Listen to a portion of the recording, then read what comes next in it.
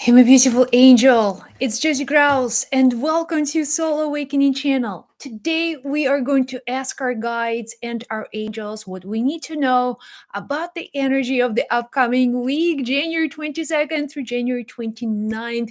It's the new moon time, and you feel inspired. The energy is rising. This is a good time to follow inspiration, to follow the creative process and see what happens. So let's get started. Today, I'm going to be using my Angel Oracle cards, and they're truly magical. 5 messages, 5 intuitive messages that we are receiving that will help us to understand, to test the temperature of the week, and to be prepared to know what's coming. Are you ready? Number 1.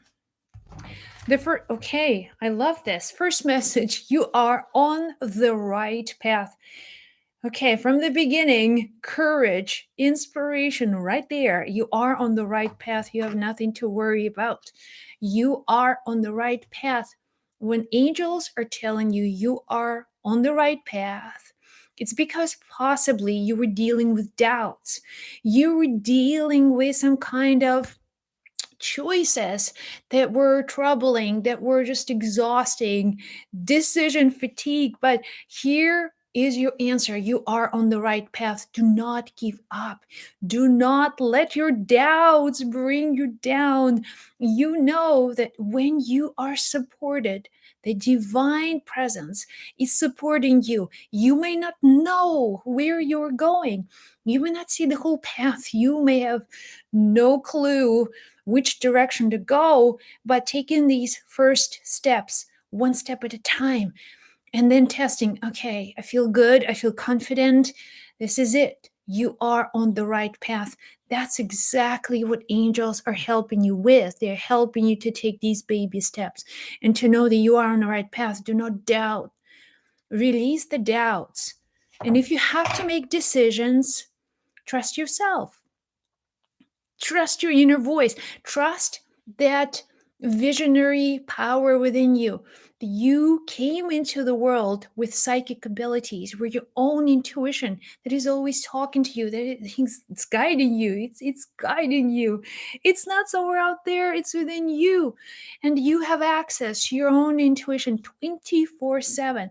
Just like you have access to your angels, to powers of this universe that are supporting you 24/7 all the time, every minute, every second. So if you're doubting yourself, you're not listening. You are disconnecting from that psychic center that is guiding you, that is showing you a way. Don't doubt.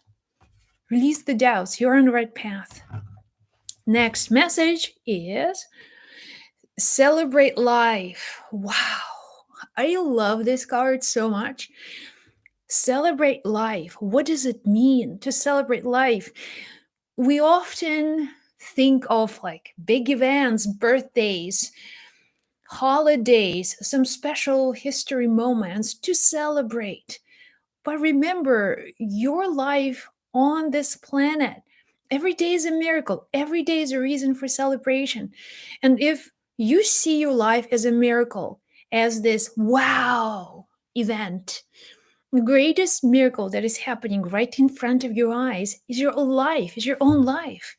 When you can see the world through your eyes, when you can experience, physical sensations, your breathing, your eyes can see the light, the magic of that. There's so much to celebrate. Don't wait for some big event to happen. Celebrate life. Maybe this could be a reason for you to get together with people you love, for you to share love and connection, to feel good. Just give yourself a permission to feel good. Don't beat yourself up over your past mistakes or things that happened in the past. It is about now. And life itself always gives you the reasons to celebrate. Celebration. You wake up and you're still on planet Earth, the sun is rising. That's celebration time. I'm going to celebrate it with good feeling. I'm going to celebrate it with gratitude. I'm going to celebrate it with just being in the moment and embracing everything that comes my way. So that's celebration of life. And if you celebrate life, it's just one big vacation. Your whole life is vacation, and you may go ups and downs. Things happen. Relationships don't work out. Job is exhausting. Like you're in this world going through things, but they don't bother you. They don't go deep. It's because in essence you see this big picture, and celebrating life is something that you it's a healing process, so to say. When you can celebrate every moment, you are opening to life, and you're rewarded just by the fact that you are here and you can experience it in every moment. So, celebration, feeling good, feeling God. That's what it is. Next, peace at home. Now, this card speaks about some disagreements, some maybe miscommunication, people in your family, your home, your friends. Peace at home. You choose where you are disconnected from your peace. And oftentimes, when we choose peace, it's not because we are, we want to give in or we want to give up our opinions. So, in an argument, you may often feel like, well, if I don't prove myself, if I don't show my point of view, the other person will be right, which means that I'm wrong. Now, the spiritual perspective on peace is to choose peace as your number one priority, no matter what it is. The peace of mind, the peace of heart, the peace at home is the goal, is the desire. And anything that's not in alignment with that peace is automatically released. You are not like, if another person wants to be right, you let them be right. And it's because, again, for you, the idea of peace is central. Peace of mind is the most valuable asset that you can have in life. When you have peace in your heart, in your mind, you're not worried about tomorrow. You're not worried or stressed out over anyone else out there. You're not dependent on other opinions to prove that you are right or you're significant in some way. You're just like, I'm cool, man. I'm fine. And I choose peace. That is an attitude. And sometimes you have to present your point of view. You have to show other people perspectives, that the way you see things. But you are not going to compromise peace. You see that you're not compromising. This is not a question of you're right or there's peace. Now, it's about you still showing people your perspective, but you communicating from that peaceful state. Peace, peace, be at peace. That's one of the things, spiritual masters would say, be at peace. Go, go, be released from your own guilt and be at peace. When you finally at peace, like, okay. Next, change in work situation. A change, this card shows up a lot. So some of you are considering career changes.